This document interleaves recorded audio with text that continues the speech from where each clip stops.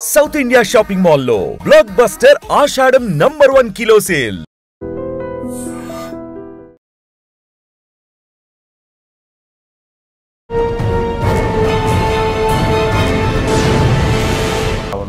యాక్చువల్గా మా ఫాదర్ కూడా కానిస్టేబుల్. నాన్నగారు ఎక్కువగా ఈ ప్రాంతం పనిచేశారు కాబట్టి అప్పుడు నక్సల్స్ మూవ్మెంట్ బాగుంది. క్వార్టర్స్లో అందరం ఉన్నప్పుడు ఒక్కసారిగా అమరావతి నైట్ అంతా ఆల్మోస్ట్ 4-5 అవర్స్ మొత్తం ఫైరింగ్ అవుతుంది. ఇక్కడ చదువుకున్న తర్వాత మీరు విజేత కాంపిటీషన్లో త్వరలో ఎస్ఐ నోటిఫికేషన్ అంటే అప్పటిగా జాబ్ చేస్తున్నా కానీ కొంచెం రోజు వెళ్ళడము రావడము. ఫస్ట్ పోస్టింగ్ వికారాబాద్లో పరిగి పోలీస్ స్టేషన్. మన షాద్నగర్ రూట్లో ఒక అతను అట్లా పడిపోయినాడు జస్ట్ అలాగా. 14 సంవత్సరాలు బాగా గుర్తుండిపోయిన కేసు లేదా కేసులో మీకు కన్విక్షన్ వచ్చిన కేసులు ఏమన్నా? నల్గొండలో పోక్సో కేసులో ఒక 2 కేసులలో కన్విక్షన్ వచ్చింది. 323ని 324 చేయొచ్చు. ఇంతకుముందు అంటే నాలెడ్జ్ లేకుంటే వేరు ఉండేది, అప్పుడు ఎట్లా చేస్తున్నారు. కానీ ఇప్పుడు సాధారణంగా పోలీస్ ఆఫీసర్ అనగానే మీలో యంగ్ ఆఫీసర్స్కి టౌన్లో రావాలి, యూనిఫామ్ వేసుకోవాలి, పబ్లిక్లో నిల్చుంటే అదొక ఇమేజ్ వస్తుంది. మనం పోలీస్ స్టేషన్లో కూర్చొని కంప్లైంట్స్ తీసుకొని కేసు చేయడం కాదు. సివిల్ కేసులో రాగానే మీరు సివిల్ మ్యాటర్ పంపిస్తారా? లేదు, మొత్తం కంప్లైంట్ చదివిన తర్వాత దాని ముందు ఎఫ్ఐఆర్ ఇష్యూ చేసిన తర్వాత ఇన్వెస్టిగేషన్ చేస్తారు. సివిల్ కేసు అంటే క్లియర్గా పోలీసులు దానికి స్పెసిఫిక్గా మన చట్టంలో చెప్తుంది. బటర్ఫ్లై గెయిన్ ఏంటి, ఆ రోజు కంప్లైంట్ ఎలా వచ్చింది, దాన్ని ఎలా బ్రేక్ చేసి 3 గంటల లిమిట్స్లో మినిస్టర్ గారు బందోబస్తు ఉంది. నేను బందోబస్తుకి వెళ్ళాను. మామూలుగా వెళ్తే అతని దగ్గర కేజీ పైన గోల్డ్ ఉంది సార్ అన్నారు. ముందు సీట్లో నుంచి టవలేసి లాగి మధ్య సీట్లో కింద కాళ్ళ దగ్గర. దొరకని కేసులు అంటే ఓకే, కానీ దొరికిన కేసులో కొంచెం కష్టపడి వాళ్ళకు మనిషి పోయిన ఆ ప్రాపర్టీ ఇవ్వడంలో. ఈ సెకండ్ కేసు చెప్పండి. సెకండ్ కేసు సార్, ఇప్పుడు నైట్ 11:30కి ఇందులో 15 తులాస్ గోల్డ్ వితిన్ ½ an hourలో డిటెక్ట్ చేసాము. 15 తులాస్ గోల్డ్ కవర్లో కట్టి బ్లాక్ కలర్లో సబ్జె పని పడేసింది.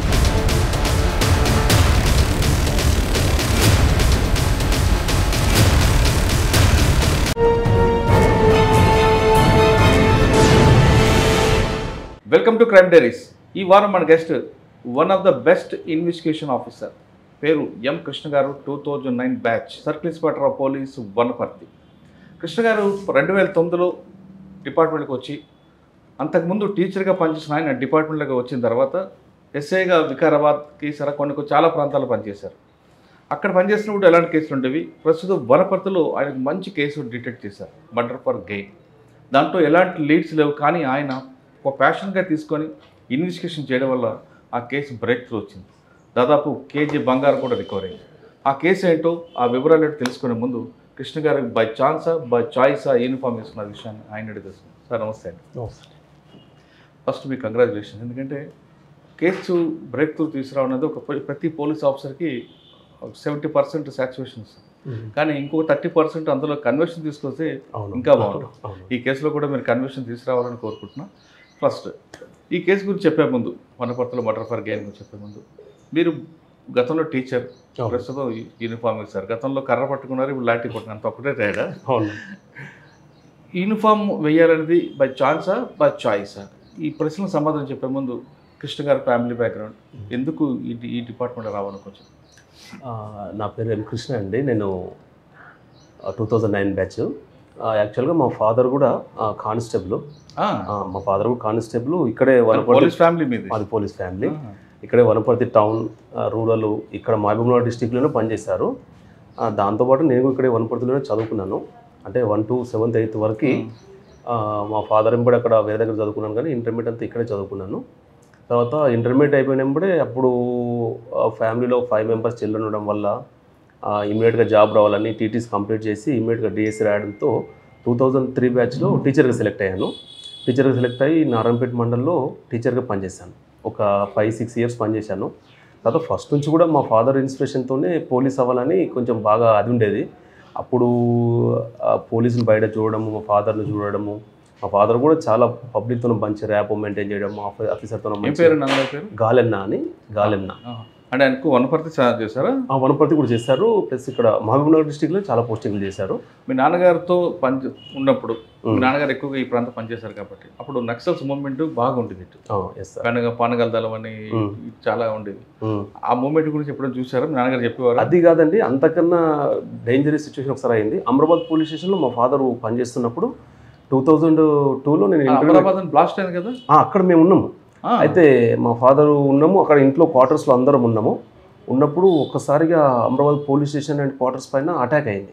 అటాక్ అయినప్పుడు మేమందరం క్వార్టర్స్లోనే ఉన్నాము. అటాక్ అయితే మొత్తం ఫైరింగ్ అవుతుంది, అంతా ఎక్కడి నుంచి ఏం జరుగుతుందో అసలు అర్థం కాని సిచ్యువేషన్లో మా ఫాదర్ కూడా ఇంట్లోనే ఉన్నాడు. ఇంట్లో ఉంటే డేంజర్ అని చెప్పేసి మాకు అందరికి ఎట్లా ఉండాలి సెక్యూర్గా అని చెప్పేసి ఒక్క 2 నిమిషాల్లో, అంటే అసలు ఆ సిచ్యువేషన్లో పోలీస్ అని లేదు ఏదని లేదు, జస్ట్ ప్రాణం ఒకటే గుర్తొచ్చేలాగా ఉండేది. మా ఫాదర్ అప్పుడు కూడా అందరం ఇంట్లోనే ఉన్నాం, అందరినీ ఇంట్లో పడుకోబెట్టేసి ఇక్కడే ఉండండి లేవద్దని చెప్పేసి, అప్పటికి మా ఫాదర్ 50 ప్లస్ ఉన్నాడు. అసలు ఒక 6 ఫీట్ వాల్ని దూకి లోపలికి వెళ్ళిపోయాడు, మన ఫైరింగ్ కోసం అని లేదంటే సేఫ్టీ కోసం అని, మళ్ళీ వాళ్ళకి రిలేటేషన్ ఇవ్వాలి కదా దానికోసం అని పోయి ఆ రోజు మొత్తం మంచిగా అయిపోయింది. మా తర్వాత చూస్తే ఎవరికి ఏం కాలేదు, మంచి అపోజ్ చేయడం వల్ల ఎవరికి ఏం కాలేదు, కానీ వాళ్ళు కూడా ఎవరికి ఏం కాలేదు, కానీ అటాక్ అయితే అయింది. ఆ రోజు యాక్చువల్లీ చనిపోతాం అనుకున్నాం. అట్లాంటి ఒక భయంకరమైన ఇన్సిడెంట్ ఫేస్ చేస్తాం. అమరాబాద్ పోలీస్ స్టేషన్ అనేది చాలా పెద్ద రికార్డ్ అప్పట్లో. అవునవును. ఎన్ని గంటలు జరిగింది? తెల్లవారుజామున. అప్పుడు పాలకోట ఇన్స్పెక్టర్ గారు అనుకుంటా. కాదు సార్, అప్పుడు వేరే ఇన్స్పెక్టర్ భాస్కర్ గారు ఉన్నారా? భాస్కర్ గారు ఎస్ఐ ఉన్నారు అప్పుడు. తర్వాత ఇన్స్పెక్టర్ ఎవరు నాకు గుర్తులేదు కరెక్ట్గా. ఒక 2-3 అవర్స్ జరిగింది, కానీ అప్పుడు కూడా డేర్గా బయటికి రాలేకపోయినాం మేము. నైట్ అంతా కరెంటు బంద్ చేసుకుని అట్లా ఉన్నాం అనమాట.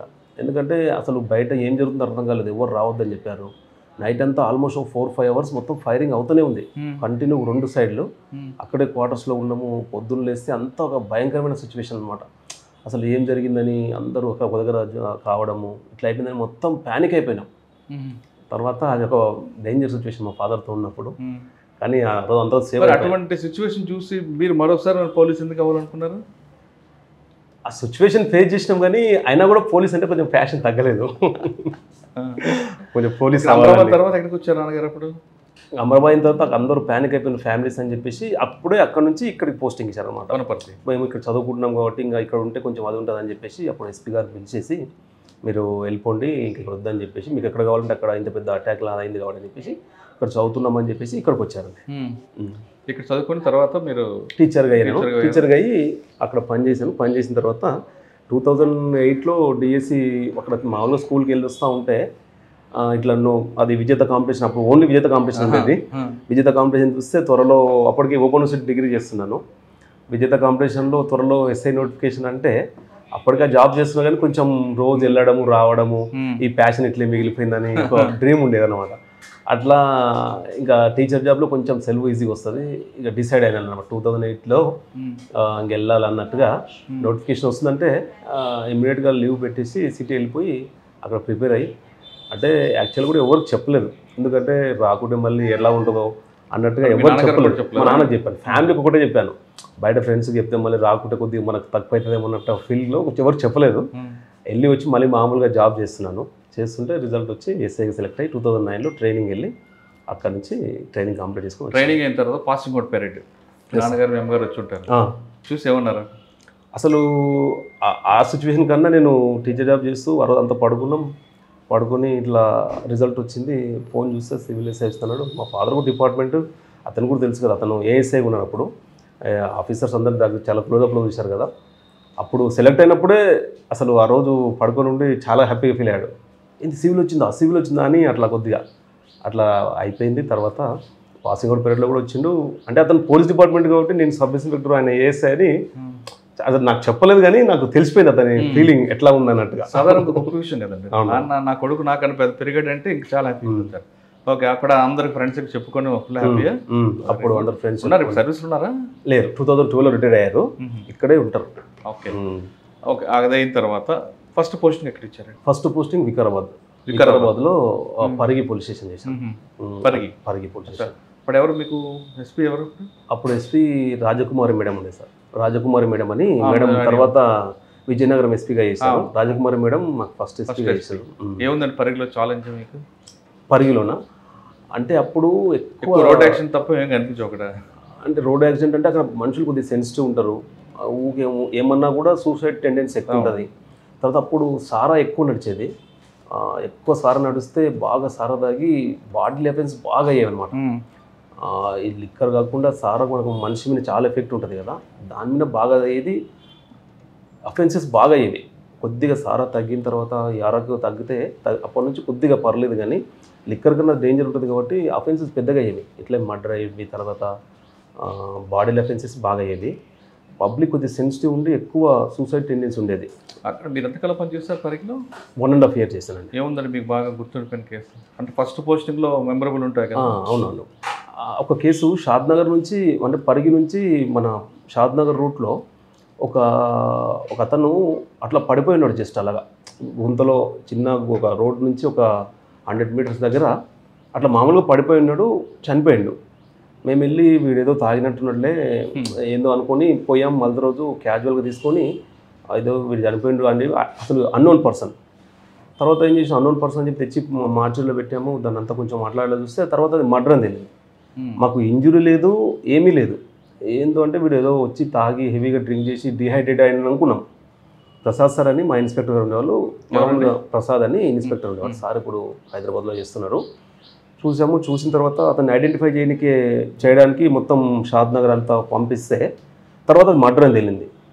మర్డర్ అని తెలియందంటే అసలు ఎట్లా జరిగింది మర్డర్, ఇంజురీ లేదని మేము చూస్తే అతని వైఫ్ ఇల్లీగల్ అఫైర్ పెట్టుకొని, ఇతను కొంచెం పనికి వెళ్తే ఆమె పనికి వెళ్ళిన దగ్గర వెళ్ళి ఇల్లీగల్ అఫైర్ పెట్టుకొని, వాళ్ళు అప్పుడే 2014-15లోనే ఎంత నాలెడ్జ్ అంటే ఇంజురీ లేకుండా చంపాలని, ఇంజురీ లేకుండా చంపాలని చెప్పేసి ఈ భర్త కొంచెం ఇతను డ్రింక్ చేస్తాడు, వాడిని తీసుకొచ్చి అతనితో ఫ్రెండ్షిప్ చేసి రా పోదాం మందు తాగుదాం అని చెప్పేసి, అక్కడ లోకల్ అయితే ప్రాబ్లం అవుతుందని చెప్పి వాళ్ళ భార్యకు చెప్పి నేను ఈరోజు మీ భర్తను చంపేస్తున్నానని చెప్పేసి తీసుకొచ్చి 4 minutesకి వచ్చి అక్కడ రోడ్ పక్కల తీసుకెళ్ళి అతనికి బాగా ఇద్దరు కలిసి ఫస్ట్ ఫ్రెండ్లీగా కొద్దిగా తాగే వరకు ఒక 2-3 గ్లాసుల వరకు మామూలుగా తాగింది.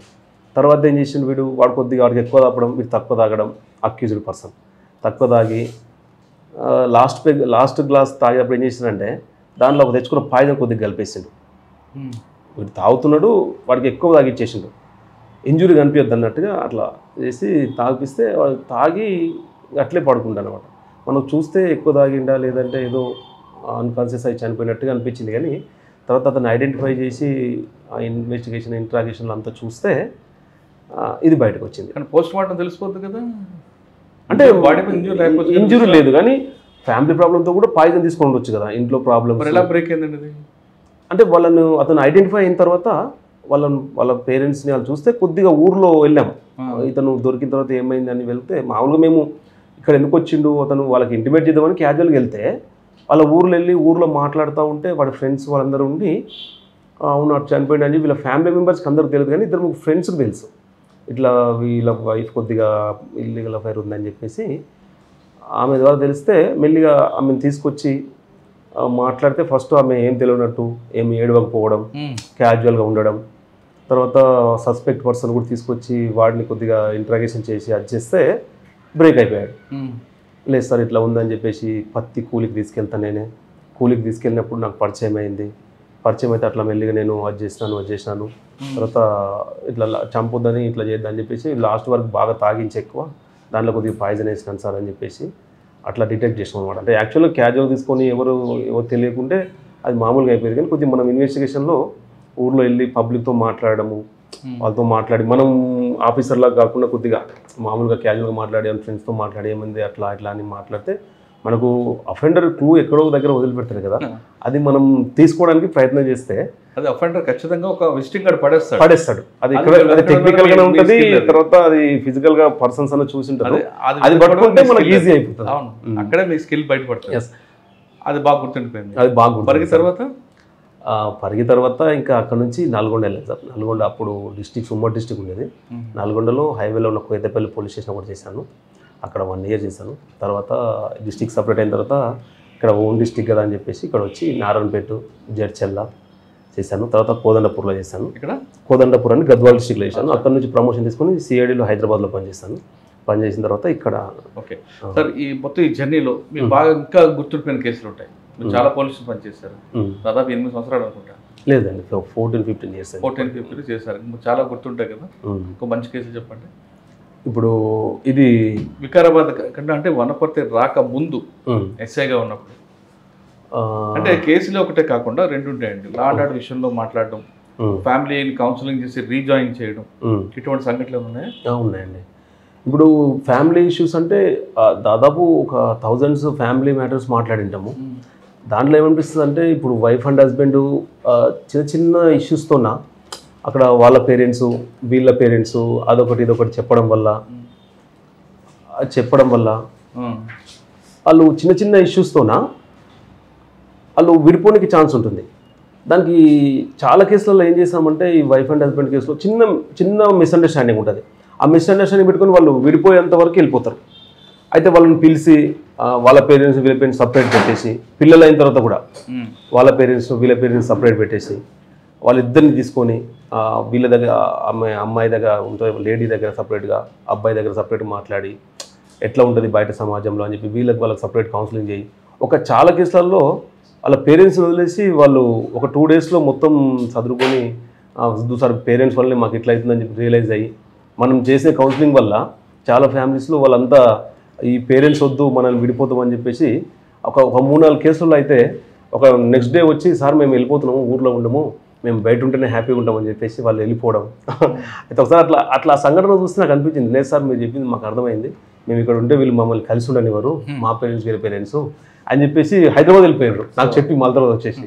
అప్పుడు కొద్దిగా అనిపించేది, అరే మనం చేయడం వల్ల జస్ట్ ఎంతసేపు ముందు కేసు కట్టి మామూలుగా ఎఫ్ఐఆర్ ఇష్యూ చేస్తే అంతే, వాళ్ళ మధ్యలో గ్యాప్ పెరిగిపోయి ఒక ఫ్యామిలీ మొత్తం అయిపోతుంది. చిన్న చిన్న రీజన్స్, మీరు ఇట్లా ఉండాలమ్మా, నువ్వు అమ్మాయి కూడా ఇట్లా ఉండాలి, భర్త ఇట్లా ఉండాలి, అబ్బాయి కూడా పిలిచి అట్లా కాదు చిన్న చిన్న ఇష్యూస్ ఉంటాయి ఏమైనా ఉంటే మాట్లాడుకోవాలి, పేరెంట్స్ ఇన్వాల్వ్ చేస్తే అది ఉంటుంది, బ్రదర్స్ గిదర్స్ అని చెప్పి కౌన్సిలింగ్ చేయడం వల్ల అట్లా 2-3 చాలా ఫ్యామిలీ కౌన్సిలింగ్ చేసి చాలామందిని అది కలపడం జరిగింది. కేసులు లేకుండా 14 సంవత్సరాలు ఇంకా బాగా గుర్తుండిపోయిన కేసు లేదా కేసులో మీకు కన్విక్షన్ వచ్చిన కేసులు ఏమైనా ఉన్నాయా? ఉన్నాయండి. నల్గొండలో పోక్సో కేసులో ఒక 2 కేసులలో కన్విక్షన్ వచ్చింది. ఆ కేసు కరెక్ట్గా నాకు ఐడియా లేదు కానీ పోక్సో అప్పుడే వస్తుంది నల్గొండలో చేసినప్పుడు. అక్కడ ఒక 2 కేసులలో, ఈవెన్ వికారాబాద్లో పనిచేసిన 2013 కేసులో కూడా చిన్న యాక్సిడెంట్ కేసులో కన్విక్షన్ వచ్చింది. నల్గొండ 2 పోక్సో కేసులలో వచ్చింది. తర్వాత వికారాబాద్లో చేసినప్పుడు ఒకటి గ్రీవియస్ హార్ట్లో కూడా ఒక కన్విక్షన్ వచ్చింది. అట్లా ఒక 10-15 కేసుల వరకు కన్విక్షన్స్ వచ్చాయి సార్. సాధారణంగా ఒక ఆఫీసర్ పర్ఫెక్ట్గా ఉంటే 323ని 324 చేయొచ్చు.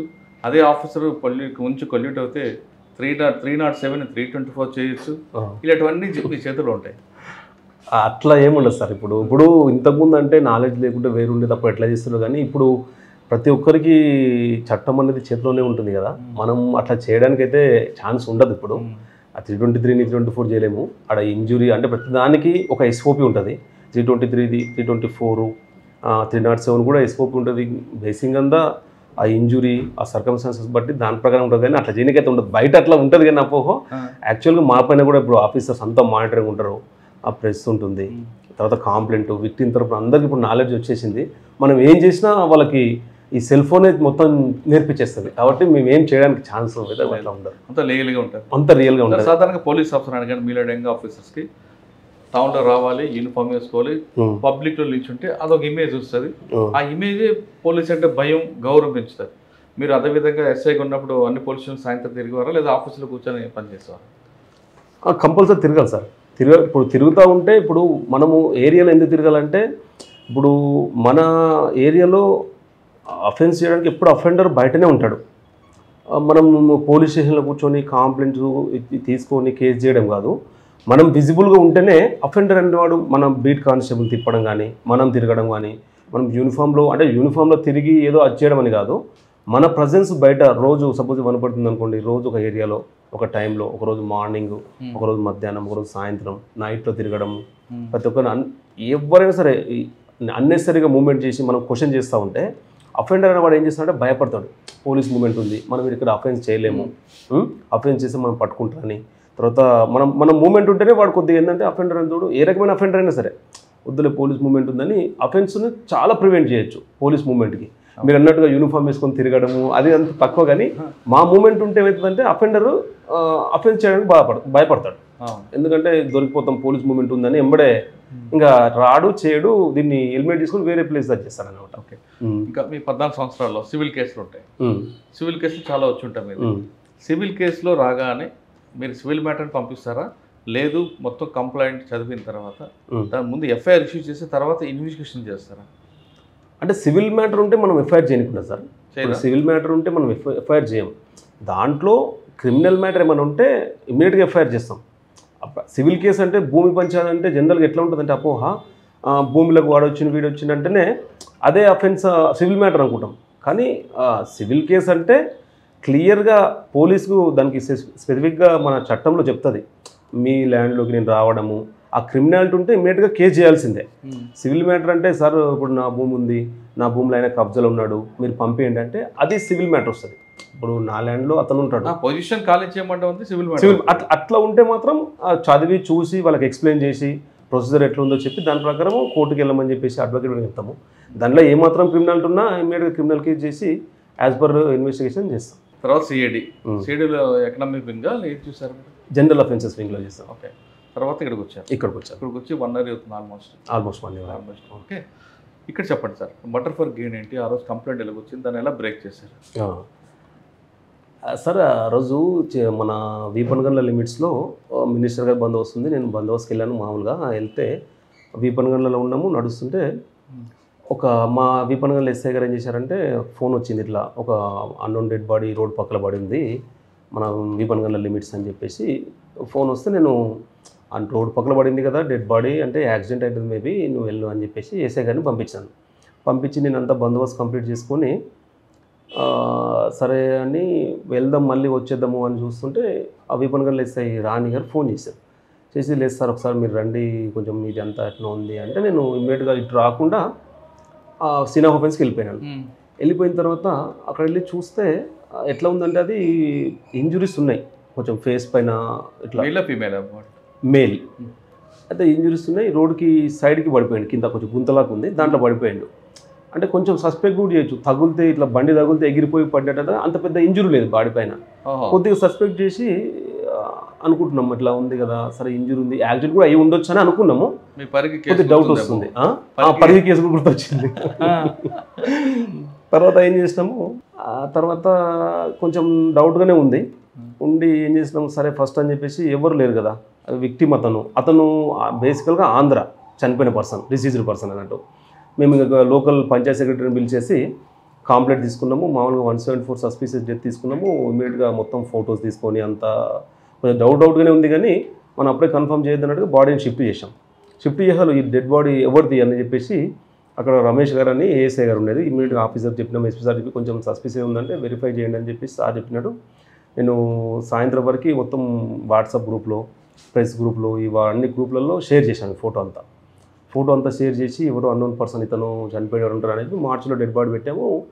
అంతా వచ్చి డెడ్ బాడీ షిఫ్ట్ చేసిన 1 hourకి వాళ్ళ బ్రదర్ వచ్చి సార్ ఇది మేము ఇట్లా బిజినపల్లి పోలీస్ స్టేషన్కి వెళ్ళాం సార్, మా అన్న 2 రోజుల నుంచి ఫోన్ స్విచ్ ఆఫ్ ఉంది, చూస్తే మా అన్న ఫోటోనే సార్ అంటే మీకు ఎట్లా తెలిసిందంటే ఇట్లా బిజినపల్లి పోలీస్ స్టేషన్లో ఒక కానిస్టేబుల్ చూపించింది సార్ నాకు, ఇది చూడండి మీ అన్న 2 రోజులు అయింది కదా, బిజినపల్లి నుంచి మిస్ అయింది అన్నారు కదా, స్విచ్ ఆఫ్ ఉంది కదా అంటే చూస్తే మా అన్న సార్ అని చెప్పాడు. అంతవరకు బాగానే ఉంది.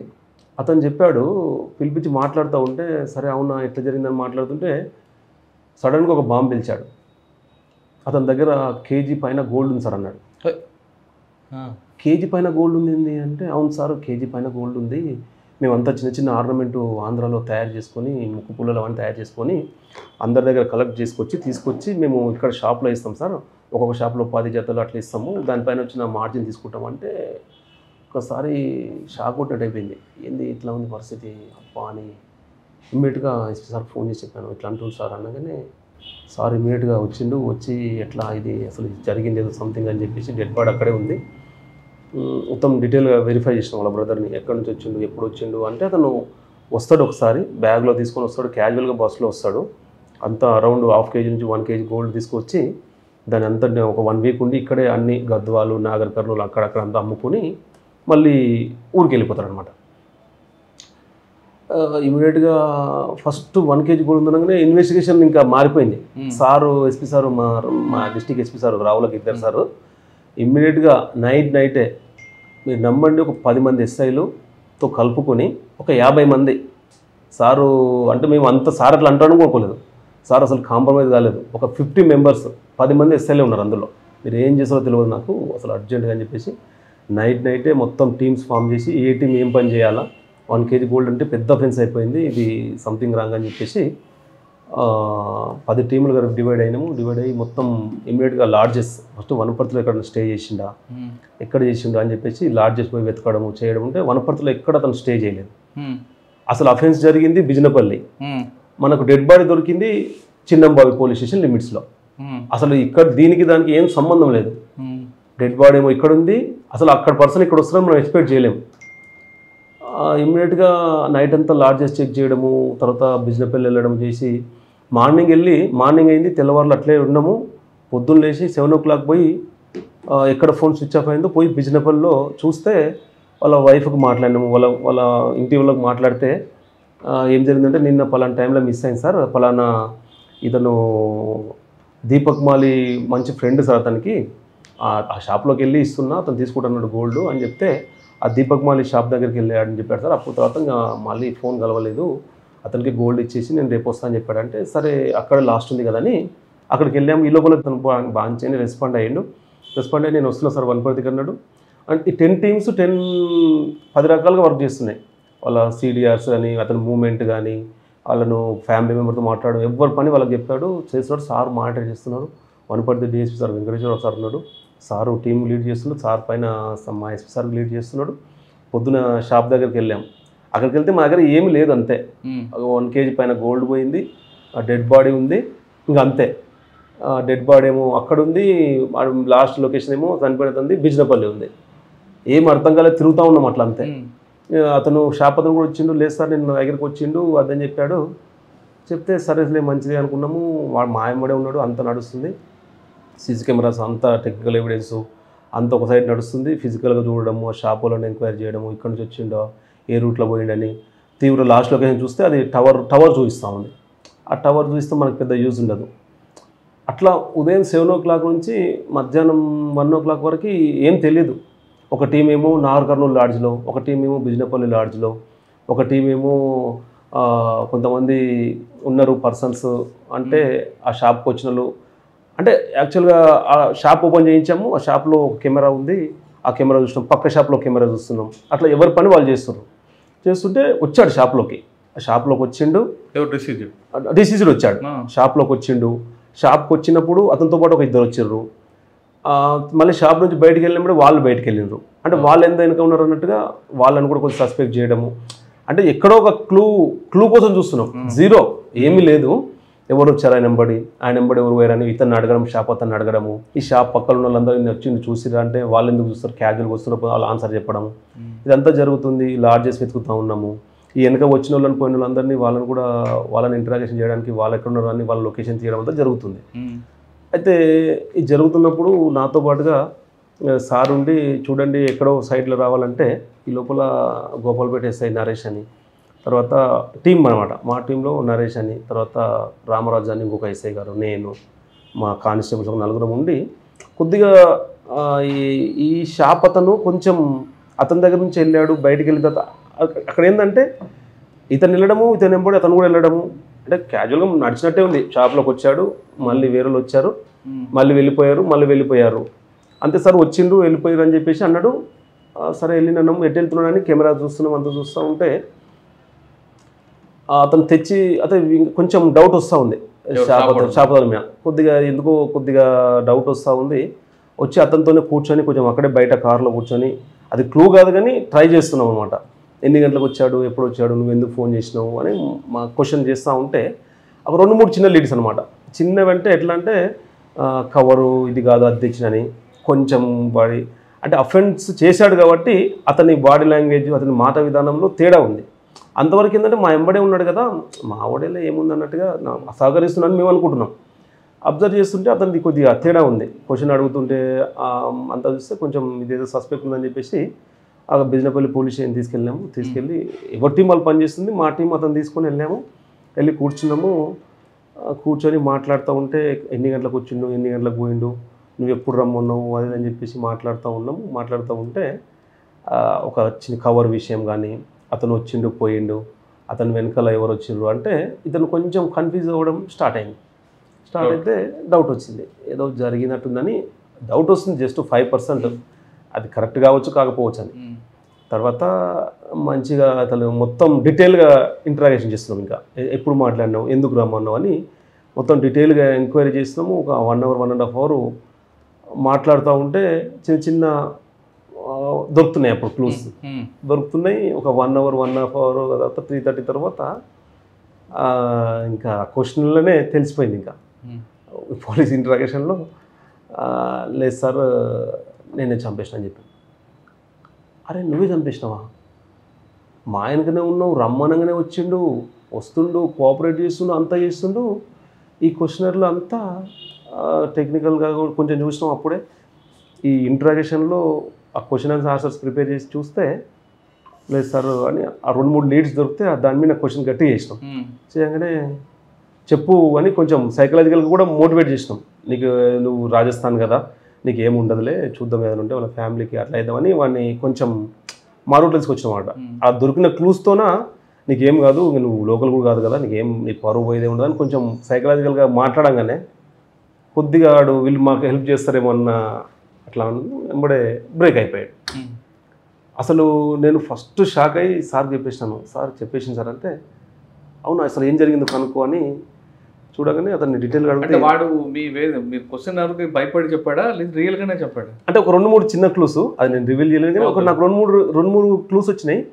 దాంట్లో ఇప్పుడు ఇది గ్రీన్ ఉంది కదా, రెడ్ ఎందుకు చెప్తున్నావు గ్రీన్ అంటే లేదు సార్ గ్రీన్ అన్నాడు. గ్రీన్ రెడ్ అట్లా అనమాట, అట్లా కరెక్ట్ చెప్పు లేదంటే మళ్ళీ అదని చెప్పి కొద్దిగా బెదిరియడం జరిగింది. దాని విషయంలో అవును సార్ అన్నాడు. తర్వాత అప్పటికి కొంచెం టెక్నికల్ ఎవిడెన్స్ కూడా ఉంది. అతను అక్కడ వచ్చిండు, అక్కడ నుంచి మిస్ అయింది, అది నీ పాత ఫ్రెండ్షిప్, ఆ పక్క షాపులని ఇంకా కొంతమంది కూడా అడిగినాం. అదే పక్క షాపులను అడిగితే అతని గురించి కొంచెం సస్పెక్ట్ చేయడం ఏంటంటే వీడ కొద్దిగా అని వాళ్ళు ఇచ్చిన క్లూ, వీడు చెప్పిందంటే 2-3 తప్పులు దొరకడం వాడిని టెక్నికల్గా. తర్వాత ఫైనల్గా ఏంటంటే వాడిని సైకలాజికల్గా కొంచెం ఏం చేసినామంటే లేదురా బాబు జరిగితే కూడా ఉండని, నీ ప్రాబ్లం ఉండొచ్చు, వాళ్ళు చెప్తున్న పక్క షాపులు మొత్తం అప్పులు అయిపోయినాయని, అట్లా ఉంటే హెల్ప్ చేద్దాము, నువ్వేమంటే చెప్పు అని కొంచెం సైకలాజికల్గా మనం వాడి రూట్లోకి వెళ్ళి అడిగితే బ్రేక్ అయిపోయాడు. బ్రేక్ కాగానే ఏం చేసినావు అంటే లేదు సార్ నేనే చంపేసినాను అని చెప్పి ఒక్కసారి గుండె కొంచెం గాలి పీల్చినట్టు అనిపించింది. అమ్మాయి దొరికింది. 1 kg పైన గోల్డ్ ఉంది కదా డిపార్ట్మెంట్లో. సార్ అప్పటికే డిటెక్ట్ చేయాలని ఎస్పీ సార్ డిఎస్పీ సార్ అంతా దాని మీద వర్క్ చేస్తున్నాం. అప్పటికే హాఫ్ డే అయిపోయింది. వాళ్ళు వచ్చి ఏడుస్తూ ఉన్నారు బయట. వాళ్ళ వైఫ్, 2 కూతుర్లు ఉన్నారు, పెళ్ళికి వచ్చిన కూతుర్లు.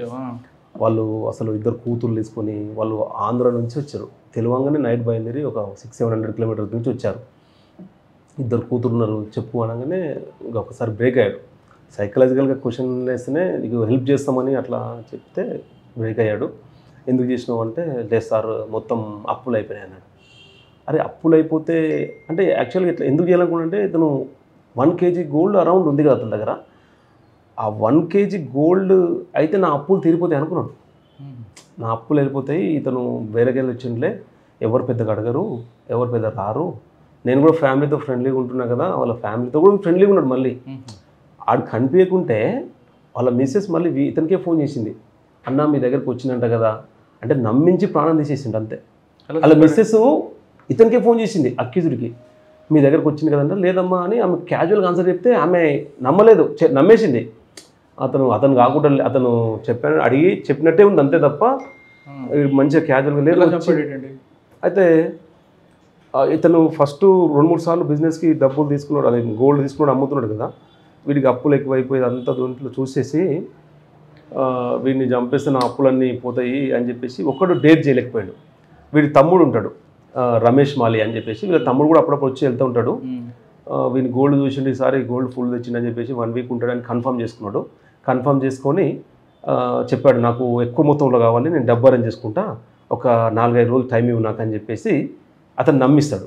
ఈ లోపల అతను ఏం చేసిండు, బిజినెస్ కోసమని అంత గద్వాలు అక్కడక్కడ తిరిగి చిన్న ఐటమ్ అమ్ముకోవడము, పలానా డేట్ రమ్మని చెప్పి ఫిక్సప్ చేసుకొని వెళ్ళిపోయాడు. వెళ్ళిపోయిన తర్వాత రేపు వీడు అతను వెళ్ళిపోయిన తర్వాత వీడు తమ్ముడికి ఫోన్ చేశాడు, అరే నువ్వు చూసినావు కదా ఇట్లా అప్పులు ఉన్నాయి, ఇట్లా ఒకటి ఉంది, అతను ఎక్కడి నుంచి వస్తాడు, ఎవరు ఉండరు పెద్దగా, గట్టివాడు ఏం కానట్టుంది అని చెప్పేసి ఇట్లా రా ఇట్లా చేద్దాము అంటే తమ్ముడు కూడా అన్న కష్టాలు ఉన్నాడు, అన్నకి హెల్ప్ చేద్దామని అన్న ఒప్పుకున్నాడు. తమ్ముడు ఒప్పుకుంటే మరి ఎట్లా చేద్దామంటే మన ఇద్దరితో కాదు ఇంకా ఇద్దరు ఉన్నారు, ఆ జగదీష్ ముఖేష్ అని ఉన్నారు నా ఫ్రెండ్స్, వాళ్ళని కూడా తీసుకొస్తా, నలుగురం అయితే మనకు కొంచెం బలం కూడా ఉంటుంది అని చెప్పేసి వాళ్ళకి కూడా నేను అడిగి చెప్తాను. వాళ్ళు అడిగి కన్ఫర్మ్ చేసుకున్నాడు. ఈ లోపల వాళ్ళు కన్ఫర్మ్ అనగానే 24 అవర్స్లో ఈయన ఫ్లైట్ టికెట్స్ బుక్ చేసిన వాళ్ళకి. ఫ్లైట్ టికెట్స్ టైం లేదు, 2 డేసే ఉందని చెప్పేసి ఫ్లైట్ టికెట్స్ బుక్ చేసిండు. అంటే రేపు చంపాలంటే ఈరోజు ఫ్లైట్ టికెట్ బుక్ చేసిర్రు. వాళ్ళు నైట్ ఊరు నుంచి 4 కలిసి మన రాజస్థాన్లో వచ్చారు, అక్కడ ఫ్లైట్ ఎక్కిర్రు, మార్నింగ్ దిగిర్రు. వీళ్ళిద్దరిని కోఆర్డినేట్ చేయాలి. దిగి ఎయిర్పోర్ట్లో దిగిండ్రు, ఎయిర్పోర్ట్లో నుంచి బయటకు వచ్చి వీళ్ళు ఫోన్ చేసి బస్ ఎక్కి జడ్చల వరకు వచ్చిర్రు. ఈ లోపల ఈయన ఏం చేసిండు, ఇతను స్టేషన్ ఉన్నాడు కదా, అతనికి కూడా పలానా టైంకి రా మధ్యాహ్నం అని చెప్పేసి వాళ్ళిద్దరూ కరెక్ట్గా మ్యాచ్ అయ్యేటట్టుగా పిలిచినారు అనమాట. పిలిచి ఇతను అంటే వాళ్ళు జడ్చల పోయి వీళ్ళు 4 మిగిలిన 3 కోఆఫెండర్స్ని తీసుకొని జడ్చలకు రాకుండా చక్కగా భూత్పూర్ వెళ్ళి భూత్పూర్ దగ్గర నుంచి మళ్ళీ భూత్పూర్ టు బిజినపల్లి రూట్లో మధ్యలో మంగనూరు ఉంటుంది. ఆ మంగనూరు టెంపుల్ దగ్గర ఉండి వీళ్ళంతా యాక్షన్ ప్లాన్ చేస్తారు, ఎట్లా చంపుదాం ఏం కథ అని చెప్పేసి ప్రిపేర్ అయ్యి ఆ ప్లాన్ అంతా వాళ్ళకి చెప్పి మీరు అందరూ వస్తే డౌట్ వస్తుంది, మీరు ఇక్కడే ఉండండి, నేను వాడిని నమ్మించి తీసుకొచ్చినాక చంపేద్దామని చెప్పేసి వాళ్ళకి బ్రీఫ్ చేసి టెంపుల్ దగ్గర దింపేసి వచ్చిండు. రాగానే ఈయనకు ఫోన్ చేస్తాడు, డిసీజ్కి ఫోన్ చేసి రమ్మని చెప్పి రా అంటాడు. అంతవరకు కొద్దిగా వనపర్తికి వచ్చి కొద్దిగా గోల్డ్ ఇంట్లో అని చెప్పేసి ఏదో అమౌంట్ ఒక 2-3 లక్షలు అతనికి ఇవ్వాలి కదా నమ్మేయడానికి, గోల్డ్ తీసుకుంటే ఆ డబ్బులు కూడా అరేంజ్ చేసుకొని అతను పిలుచుకొని గోల్డ్ తీసుకుంటాడు, మళ్ళీ ఆయనకు డబ్బులు ఇస్తాడు, మళ్ళీ ఆ డబ్బులు వీళ్ళకి వచ్చేటివే చంపేద్దాం ప్లాన్ చేస్తారు కదా. డబ్బులు ఇచ్చాడు అప్పుడు ఒక 6.5 lakhs ఇచ్చిండు, ఎక్కువ తీసుకుండు. ఎట్లా చంపుతా, ఆ డబ్బులు నాకే వస్తాయి, గోల్డ్ కూడా ఉంటుంది అని చెప్పి అటు కష్టపడి కొన్ని డబ్బులు జమ చేస్తాడు. డబ్బులు ఇవ్వకుండా మళ్ళీ గోల్డ్ ఇవ్వడు కదా అన్నాడు. సరే క్యాజువల్గా బయటకు వచ్చి షాప్లోకి వచ్చిండు, డబ్బులు తీసుకున్నాడు, గోల్డ్ ఇచ్చేసిండు, మొత్తం చూసుకున్నారు. అయితే ఇతను వచ్చినప్పుడు ఈ అక్యూజ్డ్ ఫ్రెండ్స్ కూడా ఇద్దరు వస్తారు. మేము ఫస్ట్ వాడిని సస్పెక్ట్ చేసినాం కానీ వాళ్ళు కాదు. తర్వాత గోల్డ్ తీసుకున్నాడు, డబ్బులు ఇచ్చేసి అట్లా ఎటు పోతున్నావు అని అడిగిండు. ఎటు పోయేది అంటే నేను మామ్నార్ పోతున్నా, మామ్నార్లో వేరే గిరాకు ఉంది, వాళ్ళకు కొద్దిగా ఐటమ్ ఇవ్వాలంటే అరే అవునా నేను కూడా మామ్నార్ వెళ్తున్నా వస్తావా నువ్వు అంటే సరే చూద్దామని ఆయన సరే వద్దులే అన్నట్టుగా దిగి బస్ స్టాండ్లోకి వెళ్ళిపోయాడు, బిజినపల్లి బస్ స్టాండ్లోకి. నేనేం రానులే బస్సుకి వెళ్తాను నేను ఎందుకని అంటే ఇతను ఏం చేసిండు, అరే మన ఎంబడిస్తట్లేదని చెప్పేసి ఎంబడే అతను వెళ్తూనే ఇతను కూడా అతనితో పాటు మన కెమెరాలో అంతా రికార్డ్ అయింది, ఇదంతా మనకు కొంచెం క్లూ లాగా వచ్చింది. ఎంబడే వెళ్ళి ఆడ బస్ స్టాండ్లో వెయిట్ చేస్తుంటే ఈయన బొలెరో కార్ ఉంది, ఇక్కడే ఉంది, సీజ్ చేసినాము, ఇంకా రిలీజ్ అవ్వలేదు. బొలెరో కార్ తీసుకెళ్ళి అతని ముందర ఆపుతాడు, డిసీజ్ ముందు ఆపి అరే ఏం రాన్నా నేను పోతున్నా కారణం మంచిగా చల్లగా ఏసీలో పోదాం రాని కొంచెం నమ్మిస్తే ఇతను ఫ్యామిలీ ఫ్రెండ్ కదా, చంపుతాడని తెలియదు, ఫ్యామిలీ ఫ్రెండ్ బండిలో ఎక్కించుకున్నాడు. అంటే సరే పోతుంది కదా అని ముందు సీట్లో కూర్చోబెట్టి ఇట్లా మంచిగా మామూలు తీసుకెళ్ళి మంగళూరు దగ్గర ఆపాడు. అప్పుడు వాళ్ళు 3 బండ్లు ఎక్కారు.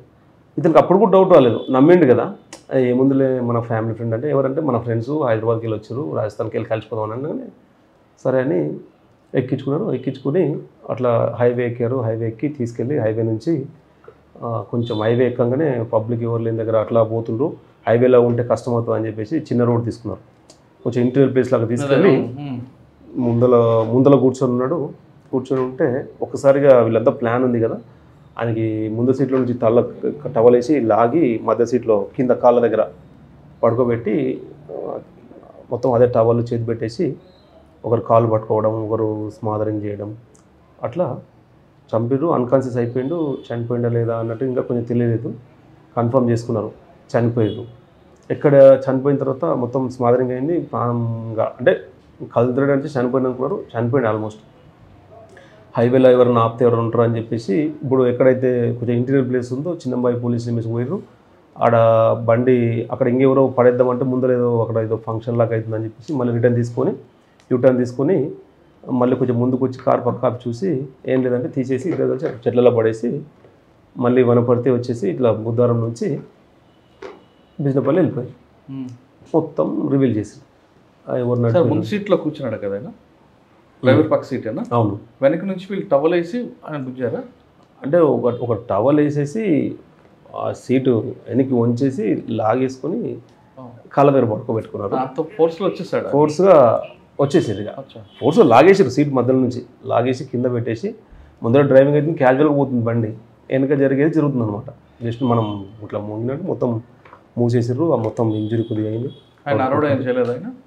ఇంకా అర్జెంట్ కానీ కార్ క్లోజ్డ్ బయటికి వినపడదు మొత్తం ముక్కు మూసేశారు 2-3 గుద్దాడు అతను అన్కాన్షియస్ అయిపోయాడు ఇంకా అట్లే ఇక్కడ మూసే స్మాదరింగ్ అంటారు జనరల్గా స్మాదరింగ్ చేశారు చనిపోయాడు తర్వాత గోల్డ్ అంటే కన్ఫ్యూజ్ చేయగానే ఇమ్మీడియట్గా ఇంకా సార్ చెప్పాను వచ్చి ఎక్కడుంది గోల్డ్ అని మొత్తం చెప్పగానే అంటే ఒక వన్ డేలోనే కొద్దిగా గోల్డ్ అక్కడికి డిస్పోజ్ చేశాడు ఇంట్లో పెట్టుకున్నాడు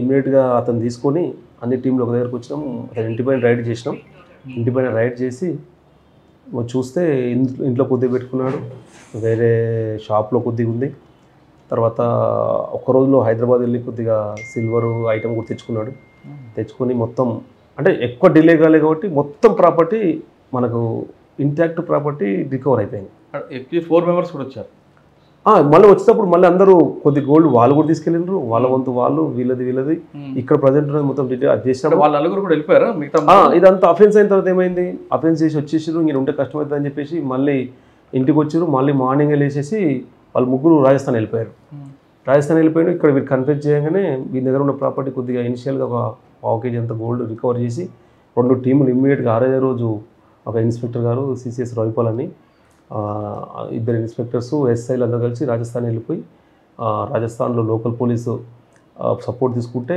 లోకల్ పోలీస్ సపోర్ట్తోనే ఒక 1 డే అక్కడ ఉండి ముగ్గురిని కూడా పికప్ చేసుకొని తీసుకొచ్చి థరోగా ఇంటరాగేషన్ చేసినాం వాళ్ళ దగ్గర కూడా ప్రాపర్టీ మొత్తం వాళ్ళ దగ్గర కూడా అంటే ఎక్కువ డిలే కాలేదు కాబట్టి ప్రాపర్టీ అంతా డిస్పోజ్ కాలేదు అమౌంట్ కానీ సిల్వర్ కానీ గోల్డ్ కానీ అంత ప్రాపర్టీ అదైంది ఈ లోపల ఇక్కడ పోస్ట్ మార్టం చేసి బాడీ వాళ్ళకి హ్యాండ్ ఓవర్ చేసాం ఇలా తీసుకొచ్చి మొత్తం ప్రాపర్గా ఇన్ టైంలో అంతా అన్ని టీంలు వెళ్ళిపోవడం అంతా రికవర్ చేసేసుకొని రావడం వాళ్ళ కన్ఫెషన్ అంతా రికవరీ చేసేసి 1 వీక్లో క్లోజ్ అయిపోయింది 2-3 రోజుల్లో రిమైండ్ చేసేసినాం ప్రాపర్టీ అంతా వాళ్ళకి తీసుకురావడం సార్ మీరు మాట్లాడి ఉంటారు కదా ఎవరు మెయిల్ ఏమంటాడు అప్పుడు పోతాను ఏమంటాడంటే ఇంత జరుగుతుంది వెనక అనేది వాడు ఆలోచించలేదా అంటే వాడు వస్తారు పట్టుకుంటారు ఫ్యామిలీ రోడ్డు మీకు వస్తుంది జైలుకి పోతానని అడిగినాము మరి ఇంత ఉంది కదా నువ్వు కొద్దిగా చదువుకున్నావు కదా గోల్డ్ షాప్లో పనిచేస్తున్నావు అంత అంటే అంటాడు అతను ఆంధ్ర కదా సార్ ఇక్కడ రాడనుకున్నాను ఒకటి తర్వాత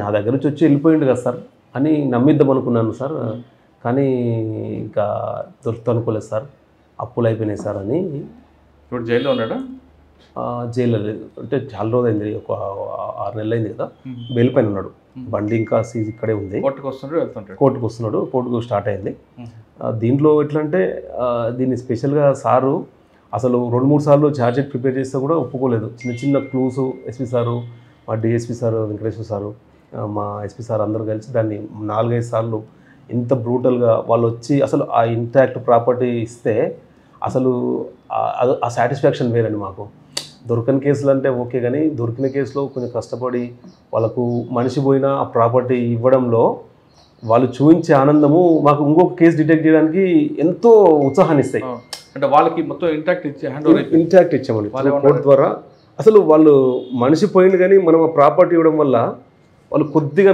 సరే మనిషిని మనం తెచ్చేయలేము కానీ అతను ఆ గోల్డ్ వాళ్ళందరూ కట్టివ్వాలా ఎవరో ఒకటి ఊపురు కదా మనం ఇది ఇప్పిస్తే వాళ్ళు కన్నీళ్ళు పెట్టుకున్నారు ఒకసారిగా సార్ దగ్గర పెట్టేసి అంటే మాకు కూడా అనిపించింది 2 కూతుళ్ళు అని చెప్పాను లాస్ట్కి 2 కూతుళ్ళు ఒక అమ్మాయి పెళ్ళికి వచ్చింది వాళ్ళు ఆంధ్ర నుంచి రావడము చేయడము అసలు ఒక భయంకరమైన సిచ్యువేషన్ కానీ మనం ప్రాపర్టీని ఇవ్వడం వల్ల అతను చనిపోయినా కూడా ఫ్యామిలీ ఫర్దర్గా సఫర్ కాకుండా మనం చాలా హెల్ప్ చేసిన లాగా అనిపించింది వీడికి ఫాదర్ లేడు వీడు మదర్ ఉంది మదర్ అక్కడ రాజస్థాన్లో ఉంటుంది చిన్న అంటే అప్పట్లో బతకడానికి వచ్చి ఇక్కడ వెల్డింగ్ షాప్లో పనిచేశాడు తర్వాత మాలి అంటే ఈ గోల్డ్ షాప్లో పెడతారు కదా అక్కడ గోల్డ్ షాప్లో ఫస్ట్ బిజినెస్ జాబ్ కుదిరిన తర్వాత వీడికి ఇంకా అతనే పనిచేసిన అతను షాప్ పెట్టుకోరా అని చెప్పేసి వర్క్ అంతా వచ్చిన తర్వాత ఎట్లా చేయాలని తెలిసిన తర్వాత షాప్ పెడితే కొద్దిగా ఎక్కువ మిగులుతుంది అనుకోండి కానీ అప్పులు ఎక్కువ చేసిండు తేవడం క్రెడిట్ ఇవ్వడము తర్వాత వాళ్ళకి వెళ్ళిపోవడం కొంచెం జలసాలు పెళ్లి కాలేదు పెళ్లి సెట్ అయింది కానీ ఈ కేసుతో పెళ్లి క్యాన్సిల్ అయిపోయింది ఇంకో కేసు ఉంది కదండి ఇంకో కేసు అంటే అది రూరల్ పోలీస్ స్టేషన్లో అయింది. అది ఇంత ప్రాపర్టీ కదా కానీ 15 తులాస్ గోల్డ్. అది కూడా ఒక 24 అవర్స్లో డిటెక్ట్ అయింది. ఎలా అది కూడా ఒక మంచి సాటిస్ఫాక్షన్ ఇచ్చింది. అంటే దీంట్లో అసలు 1 kg గోల్డ్ కన్నా అందుట్లో వాళ్ళ కాంప్లైంట్ వాళ్ళ ఫీల్ అయ్యేదాన్ని కూడా చూస్తే నాకు చాలా హ్యాపీ అనిపించింది. అట్లా వాళ్ళ సాటిస్ఫాక్షన్ అవుతుంటే నా నెక్స్ట్ కేసుకి ఎట్లన్నా డిటెక్ట్ చేసి వాళ్ళకి సాటిస్ఫై చేయాలన్న ఉత్సాహం ఇట్లాంటి కేసుల వల్ల తెలుస్తుంది మాకు. ఇప్పుడు దాంతోపాటు మా సార్ ఏంటంటే ఎస్పీ సారు దేనికి కూడా అసలు కాంప్రమైజ్ అవ్వడు. ఫస్ట్ వెళ్ళిపోవాలి ఇక్కడ నుంచి, వెళ్ళిపోవాలా, 10 మంది వెళ్ళాలా, 20 మంది వెళ్ళాలి, కానీ మెయిన్గా ప్రాపర్టీ అఫెన్స్లు ఇట్లాంటి మర్డర్ కేసులు మాత్రం ఖచ్చితంగా డిటెక్ట్ కావాలి. అంతే, మీరు డిటెక్ట్ అయ్యేవద్దు, రావద్దు. ఏ రూట్లో అన్నీ మళ్ళీ చెప్పి పంపడమే కాదు, మానిటర్ చేస్తూ ఉంటారు. టెక్నికల్గా ఎట్లా వెళ్ళాలి, ఆ తర్వాత ఫిజికల్గా ఎట్లా ఇంటరాక్షన్ చేయాలని మొత్తం గైడ్ చేస్తూ ఉంటారు అనమాట. డిఎస్పీ దాంట్లో ఉండడం వల్ల వాళ్ళ భయానికి కొద్దిగా తర్వాత చెయ్యాలి కాబట్టి మేము కూడా టీమ్ వైజ్ వెళ్ళేసి ఒక కేసు, చిన్న కేసు అయినా సార్ ఫస్ట్ 4 టీములు చేసేయండి, 4 టీములు చేస్తేనే పని అవుతుంది. నలుగురికి మనం ఒక్కరం ఆలోచించలేం. 10 మంది కలిస్తే మనకు ఒక్కొక్కరు ఐడియా ఉంటుంది. కానిస్టేబులే ఉంటాడు కానీ క్రైమ్ పార్టీ కానిస్టేబుల్ వాళ్ళకు ఒక ఐడియా ఉంటుంది. మనం టీమ్ అక్కడ ఆ రోజు కూడా మర్డర్ కేసు డిటెక్ట్ చేసినప్పుడు ఇక్కడే కూర్చున్నాం, ఇట్లా ఎవరెవరు ఏం చేద్దాము, ఎట్లా చేద్దామని. దీనిలో కానిస్టేబుల్కి అదే ఇంపార్టెన్స్ ఉంటుంది, ఒక ఎస్ఐసి అయినా అదే ఇంపార్టెన్స్ ఉంటుంది. ఒక్కొక్కసారి కానిస్టేబుల్ ఇచ్చే అడ్వైజే మనకు మంచి లీడ్ వస్తుంది. కరెక్ట్. ఇప్పుడు అతను కూడా వెయిట్ చేస్తారు, అతను ఇంట్రెస్ట్ ఉన్న కానిస్టేబుల్ తీసుకోవడము, అది తీసుకుంటే వాళ్ళు కూడా మనలాగా థింక్ చేయడం వల్ల మనకు క్లూస్ తొందరగా ఛాన్స్ ఉంటుంది అన్నట్టు. ఈ సెకండ్ కేసు చెప్పండి సార్. ఆ సెకండ్ కేసు సార్ ఇప్పుడు నైట్ 11:30కి ఇందులో 15 tolas gold within half an అవర్లో డిటెక్ట్ చేసాము. అయితే ఆ రోజు 11:30కి rural police station Jalandhar SI phone చేసింది నాకు. ఫోన్ చేసి సార్ ఇట్లా అరౌండ్ 20 తులాస్ గోల్డ్ పోయిందని అంటున్నారు సార్. అంటే మళ్ళీ ఏంది బాగా 20 తులాస్ అంటున్నావు అని మళ్ళీ ఒకసారి కొద్దిగా 20 తులాసా అంటే చూడు, వీళ్ళందరూ చాలా ఫాల్స్ చెప్తుంటారు, కొంచెం చూడు, వాళ్ళు కరెక్ట్ అడుగు, వాళ్ళు ఏంటంటే ఎక్కువ చెప్తే తక్కువ ఇస్తుంటారు, కొంచెం చూడు, నువ్వు వెళ్ళి ఫస్ట్ అయితే కంప్లైంట్ తీసుకొని పోయి నువ్వు మాట్లాడితే వాళ్ళు కొంచెం క్వశ్చనరీలోనే తెలుస్తుంది పోయిందా లేదా అనేది. మళ్ళీ ఏం చెప్తారంటే స్పెషల్గా ఇంటికి ఏం డ్యామేజ్ లేదు సార్, ఇల్లు లాక్ బ్రేక్ కాలేదు, బీరువా బ్రేక్ కాలేదు, కానీ 20 తులాస్ గోల్డ్ పోయింది అంటాడు. అరే ఇది ఎట్లా జలంధర్, అది ఫాల్స్ ఉంటుంది చూడు, నువ్వు అట్లా ఉండదు, ఫాల్స్ ఉంటుంది అని చెప్పాను. చెప్తే లేదు సార్, పోయి ఒక హాఫ్ అన్ అవర్ తర్వాత నైట్ అప్పటికి 11:30 అవుతుంది. 11:30 అవుతుంటే నేను వస్తాను, నువ్వైతే వెళ్ళంటే వెళ్ళాడు. చూసి మళ్ళీ ఫోన్ చేశాను హాఫ్ అన్ అవర్కి. నాకు ఇదే టెన్షన్ ఉంది ఇంకా, అదే ఇది పోయిందా పోలేదా ఇట్లా. అది కూడా గ్రేవ్ అఫెన్స్, 20 తులాస్ అంటే గ్రేవ్ అఫెన్స్, అంటే అరౌండ్ 15 తులాస్ వాళ్ళు చెప్పింది ఫస్ట్, కానీ కొంచెం చూసుకుని తర్వాత చెప్పారు 15 తులాస్ అంటే గ్రేవ్ అఫెన్స్. మళ్ళీ పోయి క్వశ్చన్ చేసి లేదు సార్ పోయిందంటారు సార్ అనగానే నేను ఇమీడియట్గా వెళ్ళిపోయినాను, సీన్కి వెళ్ళిపోయి చూస్తాను, ఎక్కడ ఏం డ్యామేజ్ లేదు, ఫస్ట్ ఫ్లోర్లో ఇల్లు ఉంది, అసలు చిన్న డ్యామేజ్ ఉండదు, ఏం లేకుండా 15 to 16 తులాస్ గోల్డ్ పోయింది. పోయిన తర్వాత వాళ్ళని పిలిచి అడిగాము, ఏందమ్మా అబద్ధం చెప్తున్నారా, ఏంది ఇట్లా ఉంది, ఎందుకు ఇట్లా చెప్తుండ్రు, ఏం కాకుండా ఎట్లా పోతుంది గోల్డ్, మీరు ఏమన్నా ఫాల్స్ చెప్తే మేమైనా ఫాల్స్ కేసు అవుతుంది, అట్లా ఇవ్వద్దు, మీరు తప్పు ఉంటుంది, చట్టాన్ని తప్పు ఒకటే. కానీ నైట్ ఒక 1 అవర్ నేను వాళ్ళతో మాట్లాడాను. వాళ్ళ మాటలతో నాకు తెలిసింది ఏంటంటే వాళ్ళు చాలా జెన్యూన్గా ఉన్నారు. వీళ్ళు అబద్ధం చెప్తుర్రా, వైఫ్ తీసిందా, మళ్ళీ హస్బెండ్ తీసిందా అని ఇద్దరిని సపరేట్ తీసుకెళ్ళి మాట్లాడాం. చూడు బాబు, నువ్వేమైనా మీ భార్య చెప్పకుండా తీసుకెళ్ళి ఏమైనా డిస్పోజ్ చేసావా అని ఈయనని, వైఫ్ని సపరేట్గా. అంటే ఇప్పుడు కాంప్లైంట్నే ఒకనొక స్టేజ్లో ఏం డ్యామేజ్ లేదు కాబట్టి సస్పెక్ట్ చేయాల్సిన పరిస్థితి వచ్చింది. వాళ్ళనే కొద్దిగా గట్టిగా అడిగాం, మీరంతా ఫాల్స్ చెప్తుర్రు, మిమ్మల్ని తీసుకెళ్ళి ఇంటరాక్షన్ చేయాల్సి వస్తుంది, చూడండి అది అని చెప్తే వాళ్ళు మనం అన్న క్వశ్చన్లకి కొద్దిగా బాధపడారు. ఏం సార్ ఇట్లా అంటారు అంటే, తప్పదమ్మా, ఇట్లా కేసు మన జరిగిన ప్లేస్ చూస్తే ఏం లేదు అని చెప్తే వాళ్ళకి జెన్యూన్ అనిపిస్తే నేను ఇమీడియట్గా మళ్ళీ ఎస్పీ సార్కి డిఎస్పీ సార్కి చెప్పాను. చెప్తే అప్పుడు టైం 1 అవుతుంది, 1:30 అవుతుంది. నేను ఫోన్ చేయగానే సార్ ఉండి చెప్పండి సార్, అన్నాడు. సార్ 20 తులాస్ అంటే మళ్ళీ అయిందా, సరే వస్తున్నాను అని చెప్పి 2 o'clock సార్ వచ్చాడు. వచ్చి చూసిండు, 2 o'clock నైట్లో వచ్చిండు. మేము అందరూ అక్కడే ఉన్నాం, ఎస్ఐ గారు, నేను, 2 కానిస్టేబుల్ ఉన్నారు. ఉండి వచ్చి చూసి ఏంది డ్యామేజ్ లేదు అని సారే ఒక క్లూ ఇచ్చాడు. ఇది తెలిసిన వాళ్ళు ఒకవేళ అయితే మాత్రం తెలిసిన వాళ్ళు చేస్తారు అని చెప్పాడు. ఐడియా ఉన్నోడే చేస్తాడు, బయట వస్తే మాత్రం వాడికి ఐడియా ఉండదు, బ్రేక్ చేస్తాడు అన్నట్టుగా చెప్పాడు. చెప్తే సరే అని చెప్పి చూడండి వాళ్ళు కరెక్ట్గా అడుగు అని చెప్పి సార్ చెప్పి అడ్వైజ్ చేసి వెళ్ళాడు. వెళ్తే నేను ఇమ్మీడియట్గా వాళ్ళని పిలిచాను. ఇంకా ఓకే సార్ వచ్చి వెళ్ళాడు, టైం 2:30 అవుతుంది, ఏం అర్థం కావట్లేదు, ఏం చేయాలి, ఏం డ్యామేజ్ లేదు, ఫింగర్ ప్రింట్స్ వాళ్ళని అప్పుడు పిలవలేము, ఏమి చేయలేము, ఉన్న 2-3 క్లూస్ ఏమైనా చూద్దామని చెప్పేసి కాంప్లైంట్ని సపరేట్ పిలిచి చెప్పండి అసలు మీరు ఇచ్చే క్లూతోనే అసలు ఆ సిచ్యువేషన్ ఒకసారి మీరు ఊహించుకోండి, ఆ సిచ్యువేషన్ ఊహించుకుంటే మీరు ఏదైనా మీరు చెప్పదని బట్టే ఉంటుంది, మేము వచ్చినాం కానీ మా క్లూస్ టీమ్ కూడా మార్నింగ్ వస్తుంది, మీరు ఇప్పుడు మేమేం చేయలేము, ఇంత నైట్ అవుతుంది కదా, మీ దగ్గర ఉన్న ఎవిడెన్స్కి ఇప్పుడు చెప్పండి అని చెప్తే అతను ఒకటి చెప్పాడు అనమాట. సార్ నేను మధ్యాహ్నం వచ్చి లంచ్ చేశాను, కీస్ ఇక్కడ పెట్టేసి వెళ్ళాను సార్, దీంట్లో మెయిన్ సస్పెక్టు మా బావమరిది సార్, మా మరదలు ఉంటారు సార్, మేము కొంచెం ఎదిగామని చెప్పేసి వాళ్ళకు బాగా జెలసీ ఉంటుంది సార్, వాళ్ళు వచ్చింటారు సార్, వాళ్ళకి తెలుసు అన్నీ, కీస్ అన్నీ తెలుసు, ఇంట్లో గోల్డ్ ఎక్కడ ఉంటుందో తెలుసు, వాళ్ళే చేసింటారు సార్ అని వాళ్ళ సొంతం బావమరిది పైన సస్పెక్ట్ చేశాను. అతను ఎక్కడ ఉంటాడంటే ఎక్కడో వేరే కాలనీలో ఉంటాడని చెప్పాను అనమాట. చెప్తే సరే ఓకే ఇంకా చెప్పండి అని అడిగి వాళ్ళతో మనం మాట్లాడుతూ ఉండి వాళ్ళ దగ్గర వాళ్ళని ఇంకా ఫస్ట్ కొద్దిగా టెన్షన్ పెట్టాం, తర్వాత కూల్గా ఉంచి ఏం కాదులేండి వస్తుంది, కొంచెం మీరు ఆలోచించండి, మీరు ఇచ్చే చిన్న ఎవిడెన్సే పనికి వస్తుంది అని చెప్పేసి ఉంటే సార్ నేను తినేసి వెళ్తున్నప్పుడు సార్ ఈ లేడీ సార్, ఒక లేడీ ఇక్కడ కూర్చోంది సార్, కూర్చుంటుంది, ఇక్కడ చెట్టు ఉంది కదా సార్, చెట్టు కింద కూర్చుంటుంది, ఈమె ఇక్కడ ఉండేది, ఇంకెవరు ఉన్నారు అక్కడ అంటే ఇంకెవరు లేదు సార్, ఈమె ఇక్కడ ఉన్నది, అక్కడ వాళ్ళు మేస్త్రి వాళ్ళంతా అక్కడ పనిచేస్తున్నారు సార్, ఇల్లు కన్స్ట్రక్షన్ అవుతుంది కదా అక్కడ పనిచేస్తున్నారు, ఈమైతే ఇక్కడ కూర్చున్నది సార్, కూర్చుంటే నేను అటు వెళ్ళిపోయాను సార్, పోతుంటే ఒకసారి వెనక్కి చూసిన సార్, చూస్తే నా సైడే చూస్తుంది సార్ అని చెప్పాడు. అవును ఇట్లా నా సైడ్ చూస్తుంది సార్ నేను మళ్ళీ లాస్ట్కి వెళ్ళి నేను టర్న్ అయ్యేటప్పుడు కూడా మళ్ళీ ఇట్లా చూస్తే నా సైడే చూస్తుంది సార్, కొంచెం వెరైటీగా చూసింది సార్ అన్నాడు. అవునా కరెక్ట్ అంటే నీకు డౌట్ అనిపించిందా అని అడిగితే అవును సార్ నాకు కొంచెం డౌట్ అనిపించింది అనగానే మనకున్న క్లూ అదొక్కటే అయితే ఇప్పుడు వాళ్ళ బావమరిని తీసుకురాలేము, మేస్త్రీలు అంటే లేరు, నైట్ మనం చేయాల్సిన పని అమౌంట్ 15 tulas గోల్డ్ అంటే కొంచెం ఎక్కువ అమౌంట్, వాళ్ళ ఐటెం కూడా అబద్ధం చెప్తున్నారంటే అన్ని కరెక్ట్ చెప్తున్నారు, తర్వాత తెలిసింది మాకు వాళ్ళు చెప్పలేదని.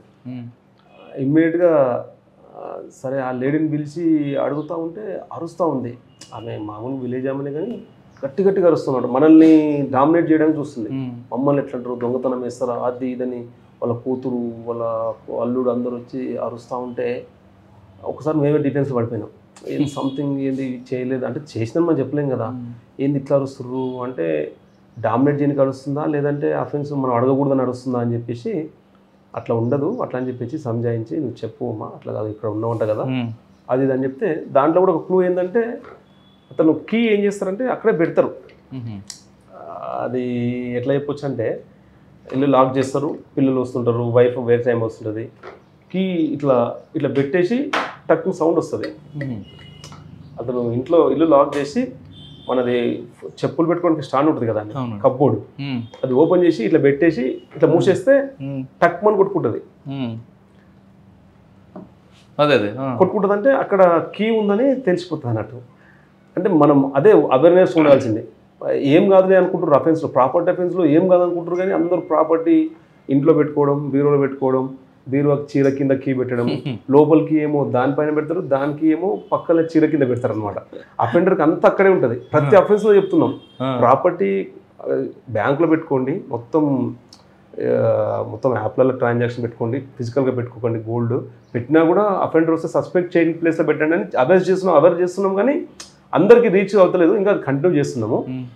అట్లా టక్లో సౌండ్ వస్తుందంటే ఆమె రోజు అబ్జర్వ్ చేస్తుంది అనమాట ఇట్లా జరుగుతుందని చెప్పేసి.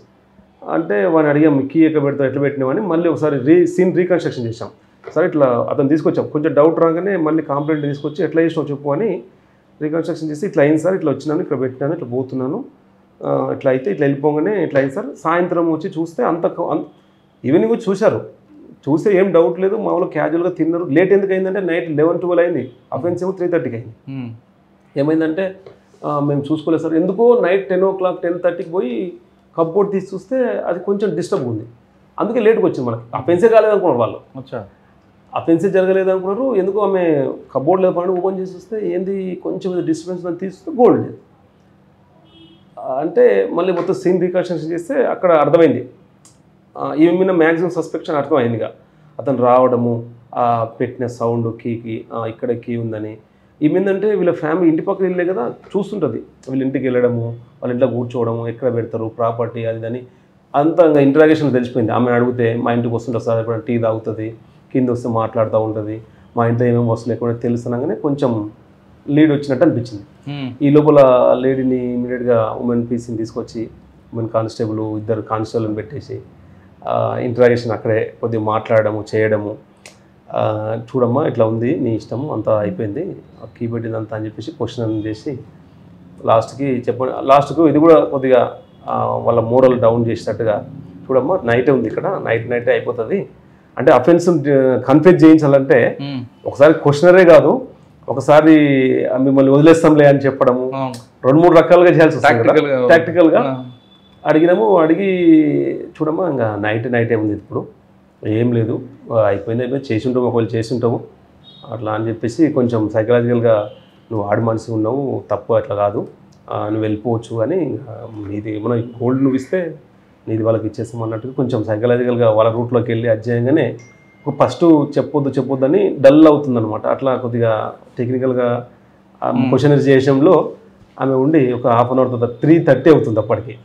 అక్కడే కూర్చున్నాము, బండ్ల పిలుచుకొని మాట్లాడుతూ ఉంటే లాస్ట్కు నేను బండి దిగేసి ఉమెన్ హెడ్ కానిస్టేబుల్ ఉంటుంది రూరల్ పోలీస్ స్టేషన్లో, ఆమెకు చెప్పినాను కొంచెం నువ్వు మోరల్గా చెప్పు ఇట్లా అని, మా ఇంటరాగేషన్ నువ్వు సపోర్ట్ ఇచ్చినట్టు మాట్లాడని చెప్పేసి నేను దిగి కొంచెం వాటర్ తాగినట్టు అట్లా ఇట్లా చేస్తే దిగి ఆమె మాట్లాడింది ఏమైనా ఉంటే మా కానిస్టేబుల్ కూడా అట్లా సార్ హెల్ప్ చేస్తున్నాడు కదా నువ్వు మంచిగా అట్లా చేయాలని ఆమె సరే ఆమె నేను మళ్ళీ బండిలో కూర్చొని చెప్పమ్మా ఏం కాదు చెప్పాలని, లేదు సార్ గోల్డ్ మొత్తం ఉంది సార్ అని చెప్తాను.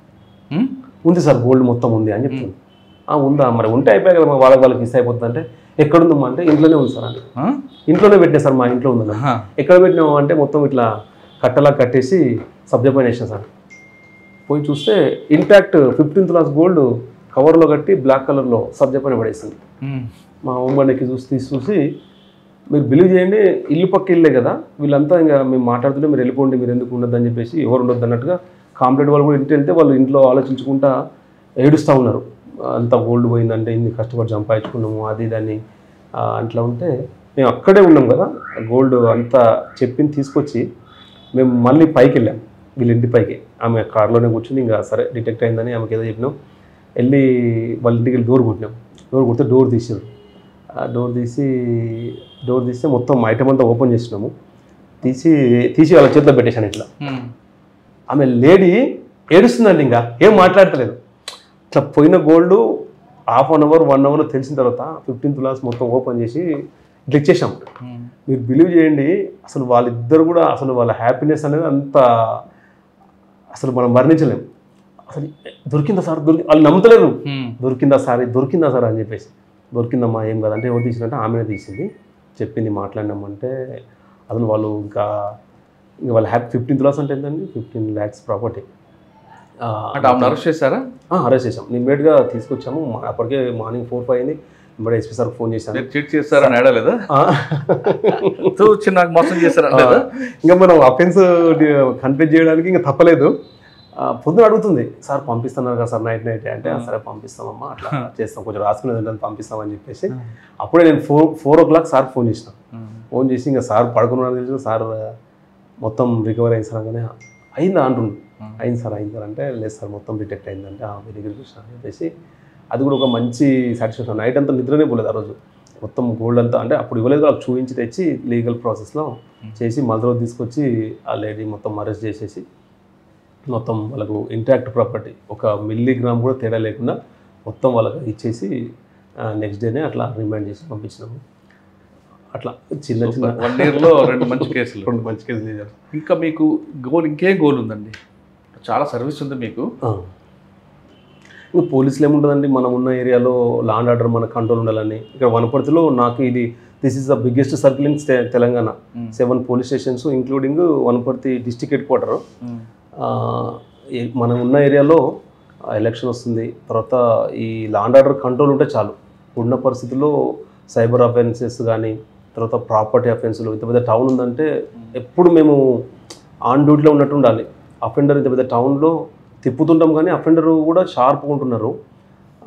మన ఏరియాలో మనం లా అండ్ ఆర్డర్ కంట్రోల్ ఉంచడము మెయిన్గా ఈ ప్రాపర్టీ అఫెన్స్లు పబ్లిక్ తెలియకుండా ఇప్పుడు సైబర్ క్రైమ్ కానీ ప్రాపర్టీ అఫెన్స్లు కానీ అవేర్నెస్ చేయడం వల్లనే మనం మెయిన్గా ప్రివెంట్ చేయడము. తర్వాత ప్రివెంట్ చేసినా కూడా ఆయన కేసులను మనం ఎఫర్ట్స్తో డిటెక్ట్ చేయడము. తర్వాత ఇంకా other law and order issues కాకుండా అందరితో మంచి ర్యాపో మెయింటైన్ చేస్తూ పబ్లిక్ రిలేషను అంతా మెయింటైన్ చేస్తూ లా అండ్ ఆర్డర్ కంట్రోల్ ఉంచడం మెయిన్ మా డ్యూటీ ఉంటుంది. ప్రివెన్షన్ చేయాలి, తర్వాత ఒకవేళ అఫెన్స్ జరిగితే దాన్ని డిటెక్ట్ చేయాలి. అప్పుడు ఇంకా మాకు ఎలాంటి ప్రాబ్లం ఉండదు.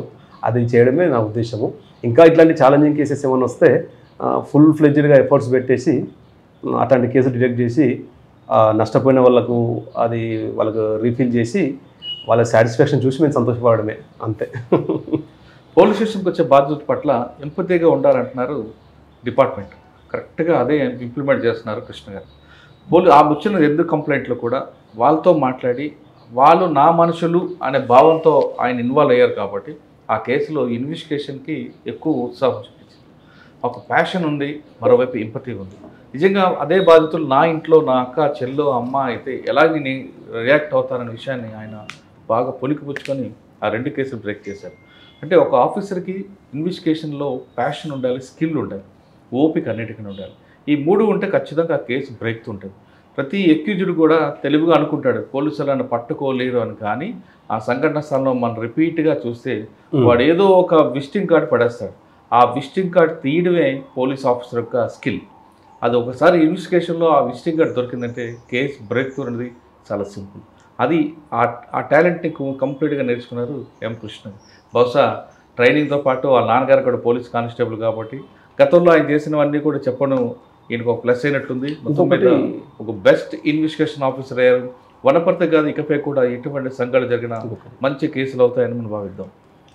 ఇప్పుడు ఈ సెకండ్ కేసులో చేశాను, కానీ ఫస్ట్ కేసులో అసలు SP sir, DSP sir, 2 DSP sir, DCRB DSP sir, తర్వాత ఎస్ఐలు, సిఐలు, 3 సిఐలు, ఒక 15 మంది ఎస్ఐలు, ఒక 20 మంది కానిస్టేబుల్స్, అందరూ అసలు అప్పుడు ర్యాంక్తో సంబంధం లేదు. వీళ్ళందరూ కలిసి మా పైన మా బాస్ ఉండి మేమంతా కింద ఉండి అక్కడ నుంచి ఇన్స్ట్రక్షన్స్ వస్తుంటే ఆ ర్యాంక్ మర్చిపోయి మా డిస్కషను, ఎవరు టీం వర్క్, అసలు టీం వర్క్ చేయడం వల్ల అందరి అభిప్రాయాలు తీసుకుంటే అంత కలవడం వల్లనే అది డిటెక్ట్ అయిపోయింది. అసలు అది ఒక్కరం ఉంటే మనకు ఆ ప్యానిక్లో నాకే మైండ్ పనిచేయదు.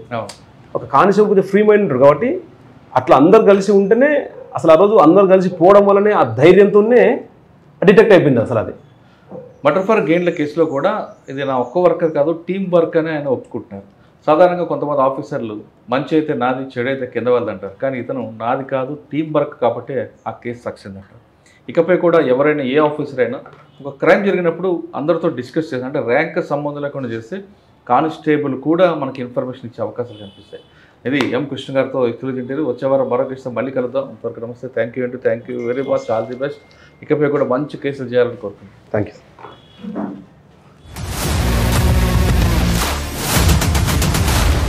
iDreams, this police diaries is something very, very valuable towards that. I must really appreciate Murali, your insights. iDreams founder and CEO Chinna Vasudev Reddy gartoni Muralidhar crime stories చాలా ఫేమస్ అయిపోయినావు.